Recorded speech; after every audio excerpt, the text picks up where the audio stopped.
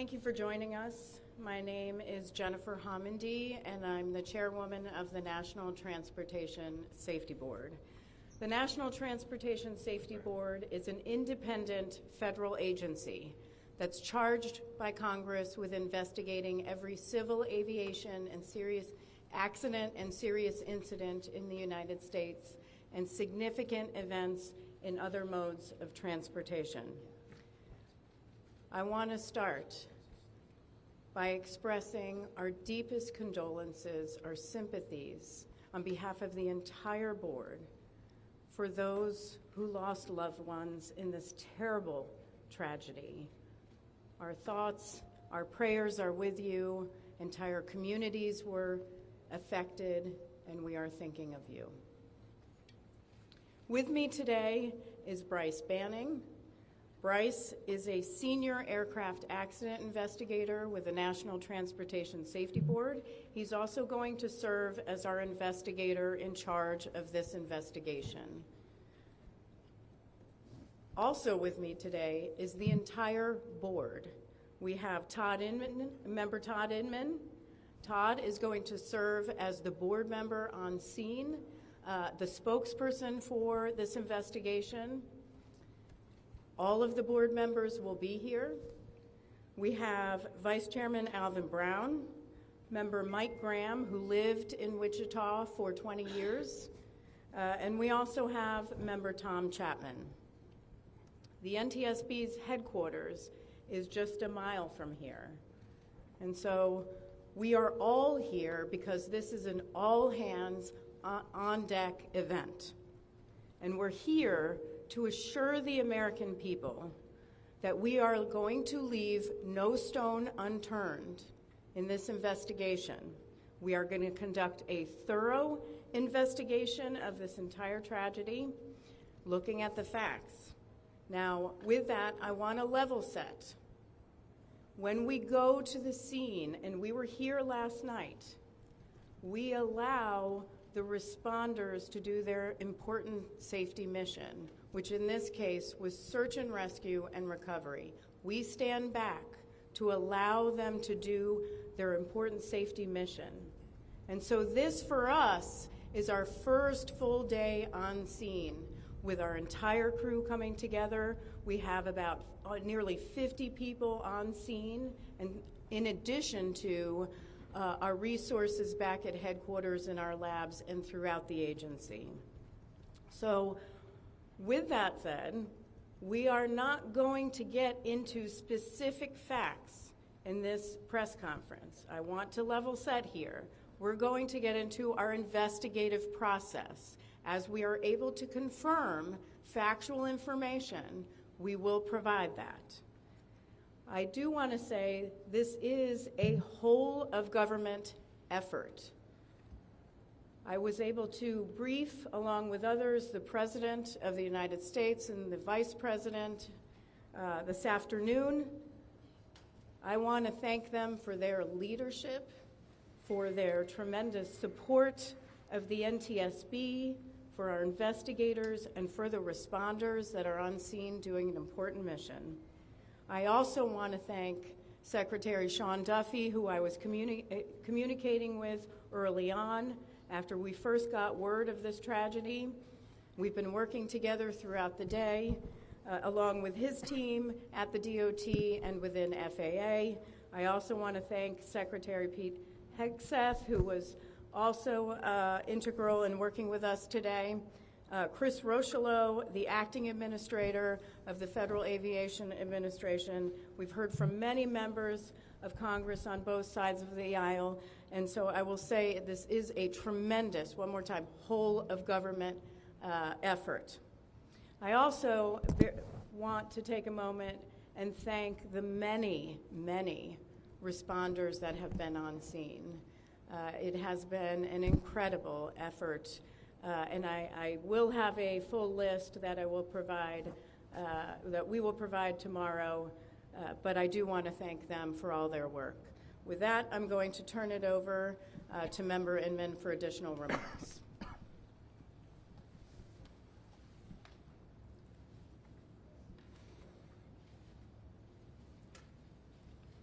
So today is our first full day on scene. Our investigative team will be on scene as long as it takes in order to obtain all of the perishable evidence and all of the fact-finding that is needed to bring us to a conclusion of probable cause. Our mission is to understand not just what happened, but why it happened, and to recommend changes to prevent it from happening again. Since we're just beginning our investigation, we don't have a great deal of information to share right now.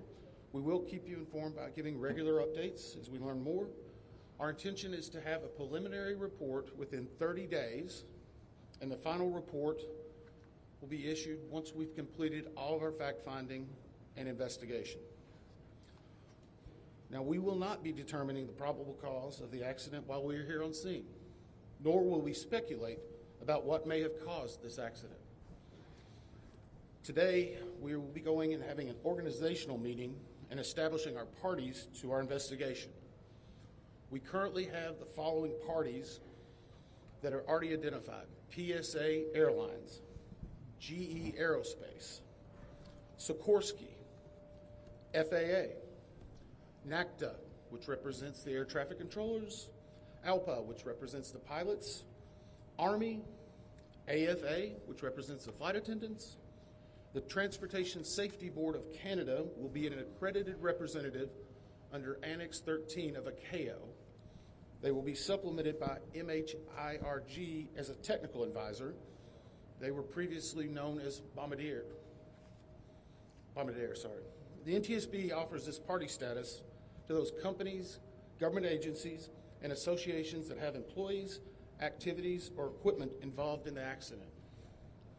We offer that because they will provide technical expertise and relevant information supporting the development of the best possible factual record.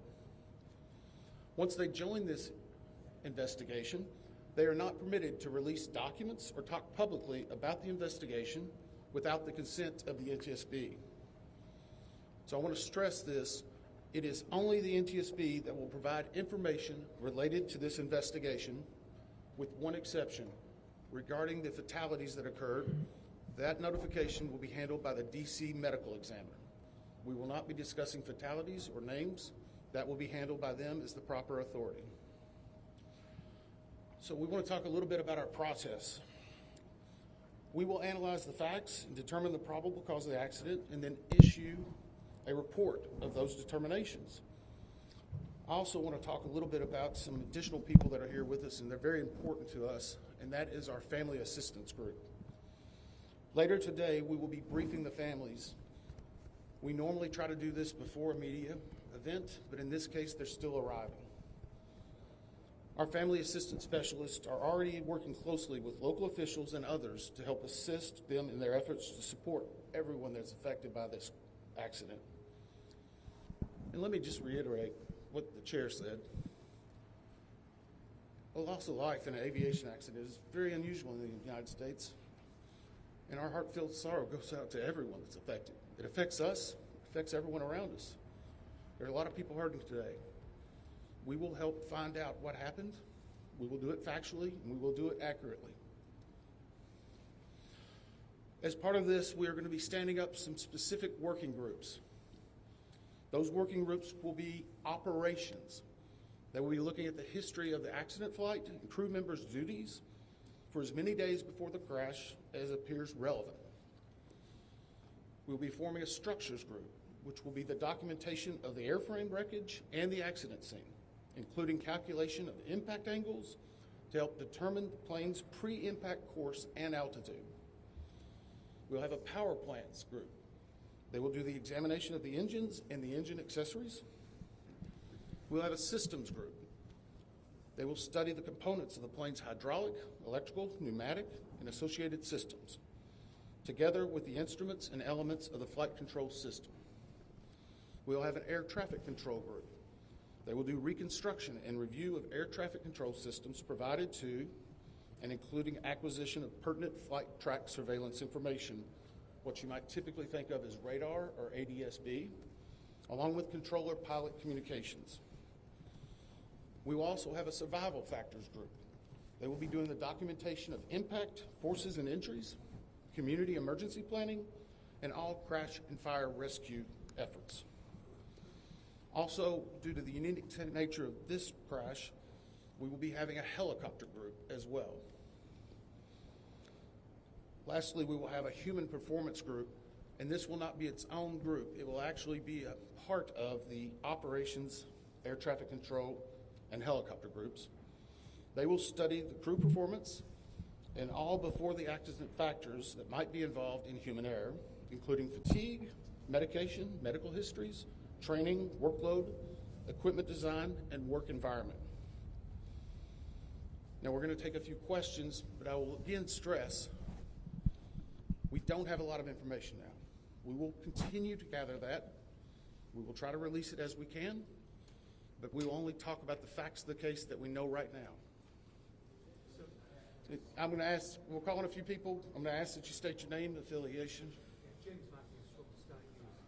So we've heard from President Trump today talking about DEI hiring policies within the FAA and associating that with the cause of this accident. What do you say to that? Well, unfortunately, I didn't hear the remarks. I was briefing House and Senate members, but I believe, Chair, would you like to take that? As part of any investigation, we look at the human, the machine, and the environment. So we will look at all the humans that were involved in this accident. Again, we will look at the aircraft, we will look at the helicopter, we will look at the environment in which they were operating in. That is standard in any part of our investigation. I'll turn it back. Chair, can I ask you, has the flight data recorder been recovered yet? And what is the difficulty in a water disaster like this, which presents a very difficult environment for your investigators and the people out of the water? Well, the question was on the flight data recorders. And we have not recovered the flight data recorders yet. We know they're there. They are underwater. This is not unusual for the NTSB. We have many times recovered flight data recorders in water. We have our lab right here that it's about a mile from the NTSB, so it's not unusual. And once we get those, we'll be able to get those read and information from them to be able to provide further information to you. I'm going to turn it back over to Member Inman. Hey there, Sir. Tyler Henry with CBS News. Earlier today, Defense Secretary Pete Hegseth said a mistake was made last night.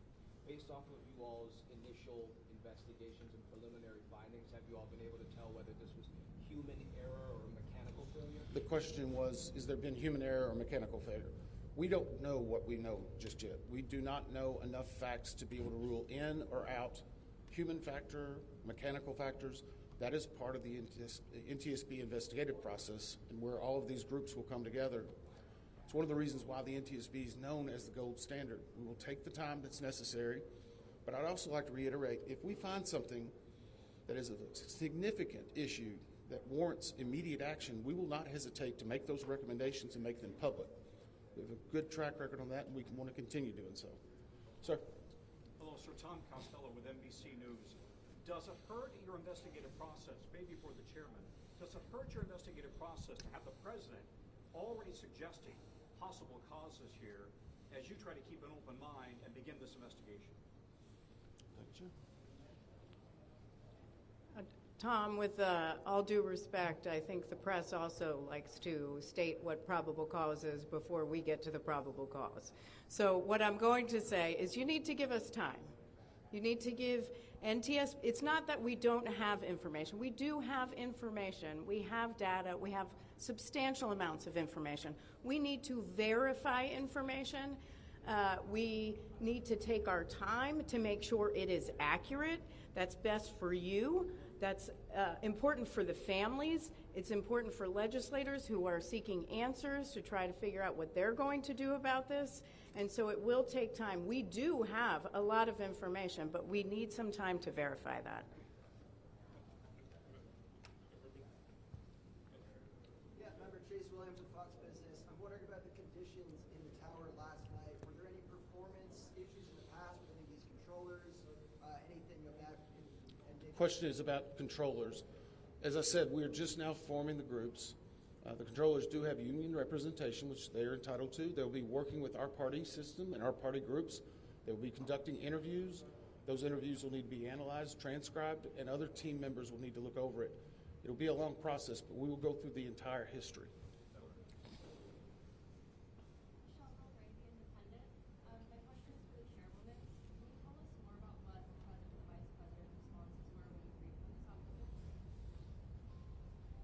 Sure. So the question was about my briefing for the president and the vice president. As is standard, we offer briefings on our process and what we know, and this was a briefing with the president and vice president and with Secretary Duffy and Secretary Hegseth and also the acting administrator of the FAA. There was discussion on what we know so far and our process, and that was about it. Ma'am, Chairwoman, Stephanie Ramos with ABC News. Similar to Tom Costello's question, the president has stated what may have caused the crash, stating common sense. Does that affect your progress at all at this early stage? Yeah, so the NTSB, we conduct an important safety mission where we take a very careful approach. I'm sorry, the question was on speculating during investigations, which is we often hear about. What I will say is we look at facts on our investigation, and that will take some time. And at some point, we'll be able to provide that factual information, as Member Inman said, and provide that hopefully tomorrow. Hang on a second. Dave Shepardson from Reuters. Have you been able to retrieve the black boxes from the helicopter? Has the military decided whether they're going to read those to the NTSB? And what about the ATC tapes? Have you guys been up? So the question was about black boxes, which are referred to as black boxes, which are typically orange. We have not recovered any of the boxes involved yet. We feel comfortable and confident that we will be able to. Right now, recovery of life is probably the most important in those that were involved. I mean, there are still ongoing recovery efforts involving the fatalities involved, along with some debris is coming out as well. We will make sure that that perishable evidence is maintained. Mm-hmm. We have a great process for that. We will probably have more than one black box, so to speak. It's our understanding that the Sikorsky helicopter is equipped with some form of recording devices, and those will be read either by the DoD or by us. We have a good starting relationship with them, and we've already made agreements in order to be able to do that. So I feel comfortable in what we're going to be doing. The other question was about air traffic control. We received a very large package of information from the FAA at about 3 a.m., I believe, this morning. That is still being reviewed and analyzed. I would say there's a lot more information that usually comes in that than what you may find online and people might speculate about. And that is part of that overall process where we take the time to get the information correct and to make sure all the parties are engaged and involved and can fact check that information. One. Gabe Cohen from CNN. Can you tell me if the NTSB has reviewed this FAA internal report that has been cited by the New York Times indicating that the controller that was on duty at the time of the crash was doing a job that's usually done by two people? We have not reviewed any specific reports about the controllers at this time, at least from the leadership team. Our investigators are continuing to pull all that information, their personnel records, their files, where they were at, whether they were fatigued. All that information will be part of that investigative process. But right now we can't speculate on anything that may have been reported in the media until we get the opportunity to validate and understand how it impacts the investigation. We're going to take just a few more questions. Sir? Yes, Orange County Beaver Magazine. What's the process for logistics like of bringing the families in? Are they coming to the airport? And how are you going to sort of get the sensitivity of bringing them to the place where this tragedy happened? So the question is about the families. And many of those families are still en route. Some are still being notified from both the military and from the commercial crash. There is a family assistance facility that's being stood up by American and PSA Airlines in Bethesda, Maryland. They've already been working on that, standing it up. Our team from our disaster assistance team has also been coordinating with them. We plan on briefing them. It is customary that at some point, if the families wish to go to part of the accident site, that we would arrange such a thing, but it will only be when we know that it's safe, we have the correct perishable evidence, and we can do it in the proper modesty that should be for those family members. It will be a little bit of a process, but it will take some time. Sir, to follow up on the air traffic control. No. Sir, or are you? I know that Marielle Carville with DC News now. We've heard from some witnesses that they saw people able to come down the slides of the plane. Has there been any indication that people made it off the plane if they are? Well, again, we will not speak to the fatalities. The D.C. medical examiner will, but I think the D.C. fire chief this morning very succinctly said correctly that we believe there are no survivors. What's their off the plane? Like, did they even get out of the plane? Last question? So, hang on one second. Right now, we're going through the debris fields. Nothing we've seen would indicate that maybe slides or chutes were deployed. It was a very quick, rapid impact, but we've seen nothing in that regard so far from the evidence we had, but we still need to verify all of that information. One more question? Jeff Cook, ABC News. Go ahead. Jeff Cook, ABC News. What do you know about the altitude of the helicopter at the moment of impact? And can you talk about the procedures for such helicopters in that area? The question was about the helicopter procedures. And in D.C., it's kind of a unique environment. We've been getting briefed more and more by the FAA. I'm not an air traffic control specialist, but they're actually helicopter zones, if you will, or tracks. And this one was transiting, I believe, from track 1 to 4 as part of their normal procedure. If you live in D.C., you see a lot of helicopters going down into this area. So there's a very well-defined system in that regard. As far as altitude, until we get the additional information, we can't validate or basically corroborate any of that until we get more of the electronic data and the data that's on the plane. I do want to clarify one question that also came about cell phones. You know, in today's age and time, a lot of electronics and other devices do contain a lot of different information. We've found on a number of our accidents that we actually are notified through a smartphone that may sense that. As part of our process, we will obviously treat all of the effects of the deceased with dignity. We are already starting to pull that information together. If we feel that it's necessary to find or pull some of that information, we will work with the families and make sure we do it in a manner that's respectful for them and their privacy. But right now, we don't have any plans specifically on that amount, on that area until we need to. Thank you very much. Thank you very much.